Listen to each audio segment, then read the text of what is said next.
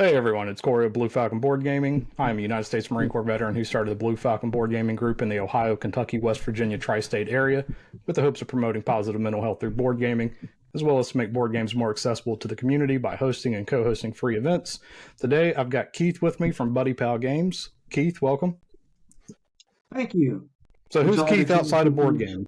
gaming? Okay, well, I work for a shampoo and cosmetics company in distribution, and I've been there 14 years. I've had, of course, various jobs before that, but this is one I like a lot.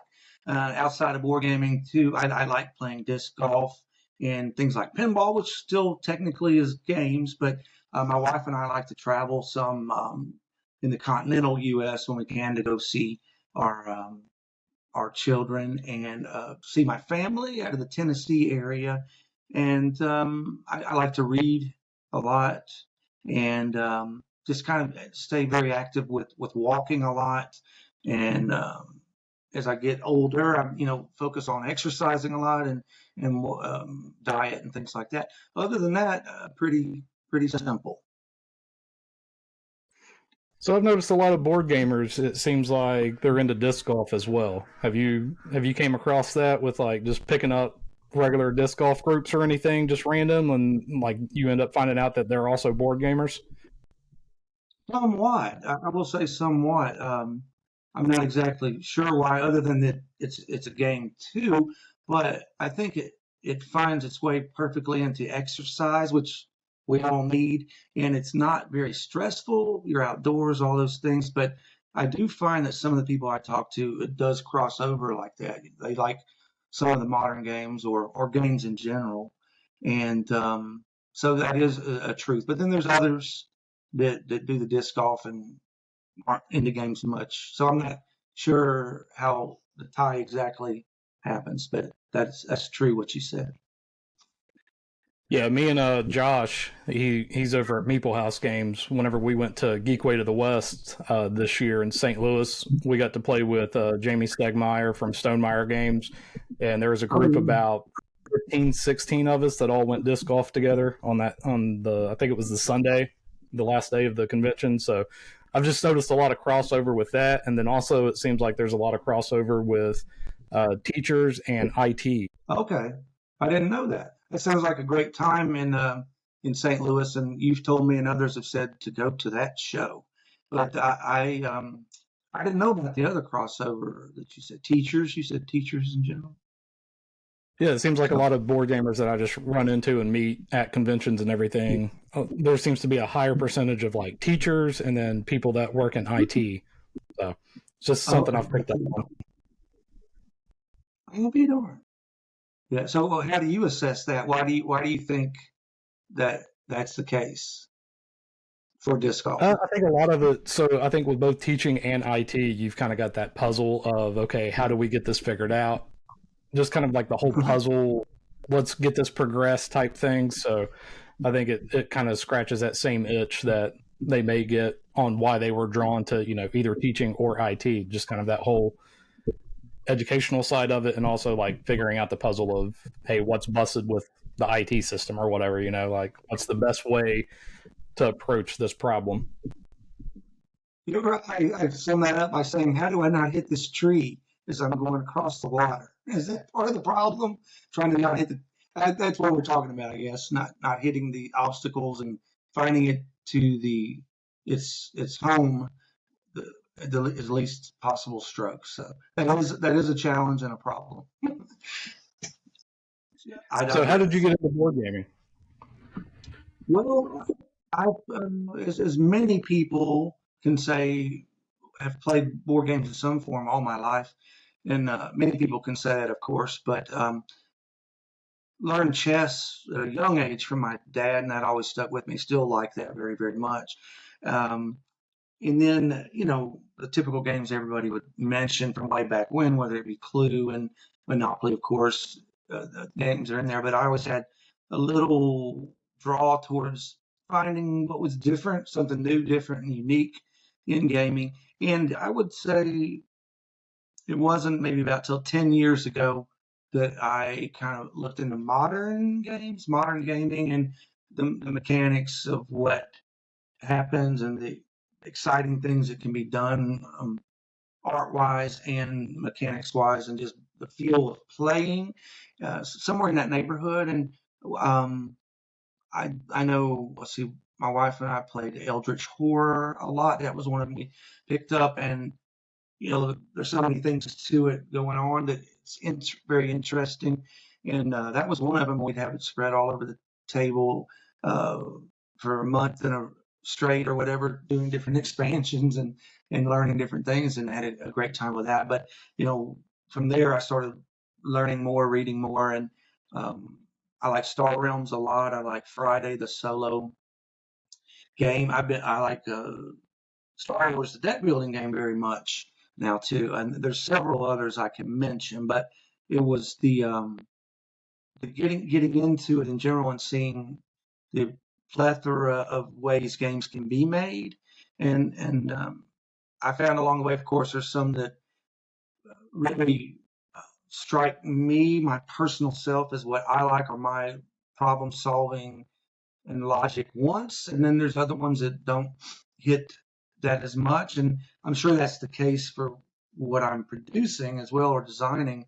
You try to make it as accessible to everybody in the industry as you can, or various types of gamers. But you're going to find some are very, very drawn to that and see the differences in the play and the flow. And then some people, it's not their cup of tea. So I guess I learned that along the way myself. Yeah, I mean, I don't think that there's a game out there that is going to be for everyone. Like, someone's not going to like either the theme or the mechanic or whatever it may be. I know whenever I first started out in gaming, that was a thing that I needed to get over, because it's like I wanted to go toward these heavy, crunchy games and everything, but going out to host events in the community, I can't bring a 3-4 hour game out into the community and expect people to like play that with me that's never played a game before. So I had to open myself up to be like, oh, I'm going to try these smaller games, or what may be considered like mass market games or whatever. And I've found quite a few that I've really enjoyed, even though they're 10-15 minute games, or they're smaller games. I'm like, okay, this has a place. Like, I think every game has a place. I just don't know if every game's going to be for everyone all of the time. So that's been kind of like some little personal growth on my side. So now I've got a bunch of smaller games, and whenever I go and host, like this coming Saturday, we've got the Charcon board game brunch for December, and I usually bring about 70 games or so. I've got a bunch of backpacks and stuff that I'll bring, and I've actually got a tool cart, one of the Husky tool carts, and I'll load that up and everything. And then I've got about 4 backpacks that I bring too. But I always try to be like, okay, these are like the kid friendly games in case some kids show up. These are some lighter games in case we may get brand new people that have never played games before. These are, some medium weight games of where, hey, I've played games before, but I don't want to do a 3-hour game. And then I'll usually bring a bigger one, because we've got it scheduled from 10 to 3. But we just go to a local cafe. They let us use their upstairs. It's Slaughter Street Cafe in Barbersville. They let us use their upstairs area. People can come for free to play games and stuff. We just ask that they buy a coffee or a donut or some sort of pastry or whatever from the cafe to support them for letting us do that. That's super. That's awesome. That sounds like a wonderful thing to be a part of. And I can you're such an enthusiast, but because when I hear that many games that you take with you, it's kind of inspiring, actually. That level of dedication and enthusiasm that you have to it. It's great. Yeah, You provide. I just updated my I'm sorry. BGG stat, and I just broke 500 games. I'm at like 506 now. Oh, wow. That's great. That is great. I was going to say how that you allow a lot of people to be exposed to different games, different mechanics, different genres. So that really helps the whole community. Yeah. So how did you get into designing games? So you've got two that you've published so far, and you've got one on Kickstarter right now. So what was kind of the journey of you going from board game player to board game designer? Okay. I think if I sum that up, it's just personality, my makeup. I think again, loving various types of games all my life, and exploring other types and finding what you really like and don't. But my personality, my logical nature, kind of. I guess some people would say it's to a negative, to a negative. It's got its negative points, but my mind tends to think through the personality type, thinks through not just problem A and B, but I tend to think through problems A through Z, as somebody described it once. And you try, so thinking of this, thinking of that, what if this, what if that, what if we made it better here, there, all that goes together in my own makeup as to, I thought to myself, I want to make a game. I think I can. I think I can. I want to. And so I started with that approach and a deep desire to do it. And then again, the logic and personality type kind of led me on that path. And that's where Seven Ghosts came up, and working with a good graphic artist friend that I have. We did that. And along the way, you learn different pieces of art you want or different ways the mechanics will work. But it all was a real big challenge and puzzle for me. But yeah, it's just right up my alley, so to speak. So once I did that, then Amazing Jungle Run was step two, and took and I like to try to be unique in some of the mechanics that come out and the ways they play.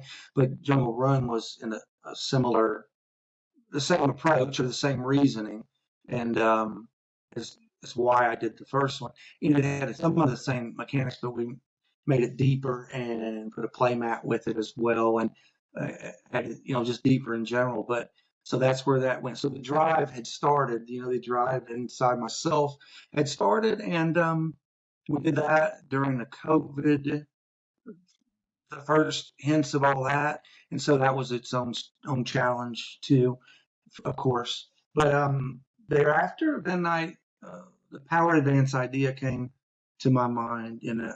I like deck builders a lot, so I I I just started with some things I thought I could make new or different mechanics with, utilizing mechanics that people already are familiar with too, and just deck building itself. And so that it's kind of just been a whirlwind ever since. I've got two more games fully designed, but need art work. So all that work that goes into that. Yeah, so I'd actually met you because I did the envoy splash for Amazing Jungle Run, which I've got the box here with me and everything. And it's got an Amazing Jungle Run card and dice game. So like you said, it's a deck builder, and you're trying to go through these different stacks to find different animals and the shaman and get an X amount of points. But on top of just deck building, you've got dice as well that you have to roll to try to collect some of those um, cards to get those points. But then you've also got the resource cards and the peril cards. So there is dice mitigation in it. Typically, I'm not a huge fan of dice games unless there is some sort of mitigation. So you've got that offered in Amazing Jungle Run as far as like, hey, I didn't roll what I needed, but I've got this card that I've collected on a previous turn. So now I can change this icon to this icon and collect that card that I need. So I really enjoyed that. So I've learned as I've gone through this, the as you say, the aversion sometimes people have to dice, and I get that fully from, I think, from a strategy standpoint, and utilizing your mind and your thought processes to do well at games rather than dice. But that being said, I've always liked a little bit. Dice goes back as far as humanity, almost, some form of dice. And so I did definitely want to put mitigation of your results in there, and fairly simply how you can adjust the results is not too taxing to the mind the ways that Jungle Run offers it. But when you're planning that you've got X cards that can do so, so that helps your decisions. But so I like having a few dice, and at least in our first two games, a few dice that aren't, the game outcome is not fully hinged on the luck of what happens with them, right? That's at least the way I approached it, and try to make it such that it'd be exciting to roll the dice and know what you got that might help things. But there's a lot of other strategy and planning, tactics that go along with it. Yeah, I think the only dice game that I enjoy that doesn't really have like a mitigation factor is Can't Stop, and it's the push your luck one where you're rolling the dice and you're adding the numbers and you're moving up the tracks. But like even with it, you kind of have like some form of mitigation because it's like you're selecting which tracks to move up based off of their probability of popping up on the dice. So even though you don't have a card that can change the dice, like you kind of have a mitigating factor of okay, I'm going to choose these tracks to work on based off of the probability. But games where it's just completely chance, I'm not a fan of. It's like, okay, I'm not really playing a game. I'm just rolling a die and then doing what it says. I can agree with you on that. I agreed with that for sure. I've heard of that game, but never played it. Can't Stop. I've heard of that. Oh, I'm with you. I want games to be. A lot of people, including myself, you really want, part of the reason of designing games or playing a lot of them is for your mind to wander through the possibilities. Your mind's wandering through the possibilities of what should I buy or what should I avoid? What can I pull out of the deck or whatever, and maybe keep an opponent from getting. So uh, that's a heavy part of it all, the planning and thinking through. But I would say a key to it is trying to design something in a way that all that's going on, but yet it still flows. It flows easily and understandably, and in a fun manner. So you kind of want it to be at the end of the game and think, wow, that was fun. I'd like to do it again. And maybe there are a few more things I can pick up when I do it again, things I can do better. So at least that's the way I see game designing. yeah. Now, is your brother involved with BuddyPal Games? Is he helping you co-design some of the games, or are you the Yeah. sole designer on them?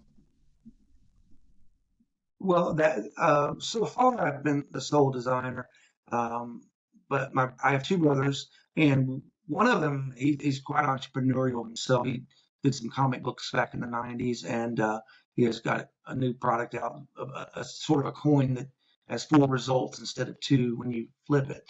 But our youngest brother, only 4 years younger than me, is he's got a knack for designing games. He's got a couple party games out, and just now introducing, and another one is kind of I'd call it modern day Yahtzee on steroids type of thing. It's a similar thing, but to answer your question, just recently he really got his creative fever up for that, and we talked, and he saw some of the progresses that BuddyPal's been able to make, even though we got a long way to go.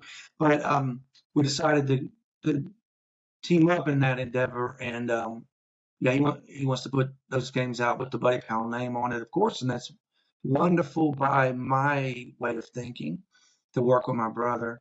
And um, also, yeah, I think he'll be going to the Gamma show with me, and so it offers kind of a different flavor to the type of games. But that one I said, that's the modern day type Yahtzee, is quite a thinker. It's you got to do a lot of kind of I guess you'd say, calculation and thinking of your odds about what you'll be doing with multiple sided dice, not just six-sided dice. So they involve quite a bit of thinking too. He's a real logical guy as well. But the other ones are kind of party games that I've played with him and are real fun, and get some laughs out of. So to me, it's a wonderful thing to have that, I'll call it, step of growth for Buddy Pal, as well as being able to work with my brother too. Um, so that's kind of exciting. Yeah, so you got one on Kickstarter right now. Today is December 10th, and it's got 11 days to go, and you're over halfway there with your goal so far. But it is called Power Advance. Do you want to tell us what Power Advance is about, how you play it, if you've got the box, you could show the box, anything like that. Sure, sure. I'll show you the box first. So the fairly small box, and the back kind of shows the layout, tells a little story about it. But its theme is clean energy. So the focus of the theme being on solar and wind and water, and it's a deck building game. And as I mentioned, I tried to put it with that smooth flow that happens and some unique decisions that you have to make. But I'll try to hold the board up here so you can see it. I had it kind of set up, but this is what the play mat will look like. It does look like, but it'll be an actual play mat. But you have two decks that go on it, or market deck, and you have a vault deck, and then the market is are the three in the middle. But what you'll be doing is, in a lot of deck builders, is you're using your weak starting hand to buy the cards in the market area, the middle, and you're strengthening your deck as you go along. And you're also trying to, of course, scrap out ones along the way. And you're gaining synergies at the bottom. When you get synergies doubled, then you draw an extra card from your own deck. So that's one of the things you can focus on buying. But there's abilities to block cards that you don't want your opponent to have, that you hope to save for yourself. And then a couple of the key differences that create flow and interesting decisions in it are the cards. I call them control cards, that when you buy them and add them to your deck as they come through, you're able to add on your turn a card to the outer edge of the board, thereby giving you more buying options. And if you don't wind up purchasing it, it allows you to remove a card at the end of your turn. So therefore, if you don't have any blocks and you don't want your opponent to get it, you can at least remove it. So those are important cards to acquire. But another thing that's included in this flow is, as you're getting better and better with your buying power, when you get up to 7, you have the choice, again, a choice of buying market or to only go into the vault. And that's where all the victory points are at. So you're deciding still, do I want more good things out of here, or is it time to go look for points? And when you're doing so, when you enter the vault, you get 2 cards come out, and you'll decide which one you want. Might be a card that's a lot better than most market cards, or it might be a victory point card. And in some cases, you may want the card other than the points to strengthen your deck, and then you'll block the points perhaps. So there's ways to approach that, but that's one of the unique floating things I think about it, is when do I go to the vault, and when I do, which cards am I picking? And then there are also cards you can buy from the market, rare though they may be, that lets you look at 3 cards, up to 3, when you go into the vault. So therefore, your odds get better when you get those look at 3 cards. You'll be seeing more things, maybe the higher point cards as opposed to lower point cards. So those are cards you like to keep away from your opponent and get for yourself, of course, or remove if you can't do either. And then of course, there's ways to clog up their deck with a card like Smog. It's giving them something that's not good for them, and also would sabotage a power up that they have. Power ups go horizontally when they come through your deck. So I know I'm talking a lot about it, but that's the gist of how it sets up and flows. Yeah, so this is one that you sent me an early prototype of it after I gave you feedback on Amazing Jungle Run and stuff. So I think that you guys were probably the first publisher that was like, hey, here's an early prototype of a game that we're working on that's not even out yet. So that was really cool. And then you're the first time that I've been on a Kickstarter page with a quote. So you've got me quoted as Power Advance is a smooth, quick deck building game with simple rules to learn, but offers depths of various strategies to master. So I'm excited about that. Certainly glad to be able to do that. I've enjoyed the entire time of knowing and working with you and seeing you at a show or two and playing games with you. But I'm glad to have your quote on there, and the podcast too, just the various chats that you and I have had, and then hopefully there'll be a lot more in the future too. Yeah, absolutely. So what's the plan with Power Advance? Kickstarter succeeds. What's the timeline that people would be looking at if they back it and all of that kind of stuff? Yeah, so we have the bit of experience that we do in the first two games. We feel very confident in the factory's ability to produce quickly. We know they're coming upon the Chinese New Year, but we've been talking to them about that as well, trying to work around the timing. But we feel very, very confident about working with them and it being not a long, drawn out process. But we are thinking that it'll be out. We said April, but if we're very, very lucky, March. But we believe will be sometime in April. Would be our thoughts. Gotcha. So we are approaching our 30-minute mark, so I want to be respectful of your time. But before we go, let's play Family Feud. All right, so I'm not going to throw a timer up. Just act like you've got 20 seconds or whatever to answer the 5 questions here. And then we'll tally up and see what you score at the end. So name a word that rhymes with shower. Okay. If a dog threw a party, name something the owners might find on the floor.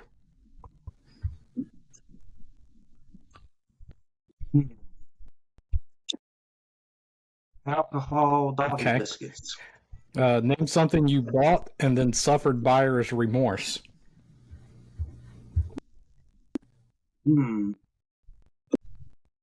Okay. Name the biggest fear the bride has as she walks down the aisle on her wedding day.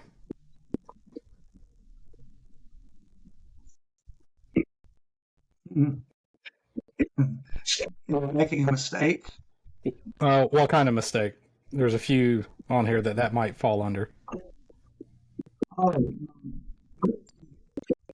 Will I be accepted by his family? And then name a reason that you cover your mouth. All right. So that was all of them.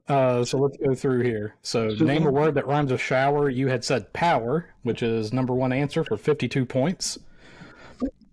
If a dog threw a party, something that the owners might find on the floor, you had said like alcoholic doggy bones. So food bones is number 1 at 58. Something you bought and then suffered buyer's remorse, you had said car. That's number 1 answer for 48.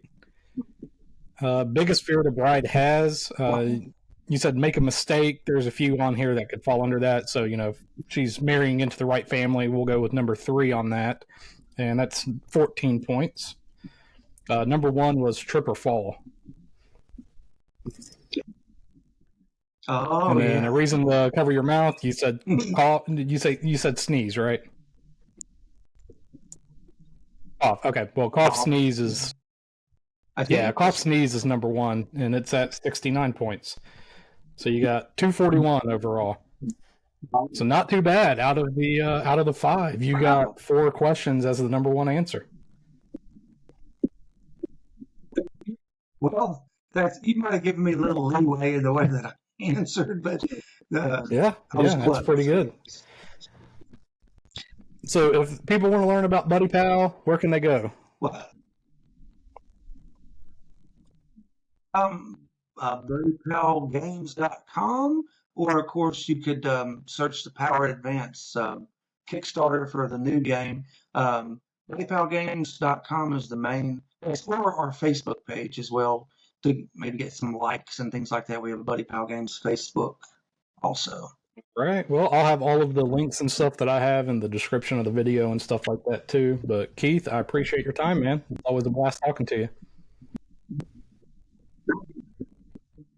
Thanks. I really enjoyed being able to do this. Yep. And have a good day.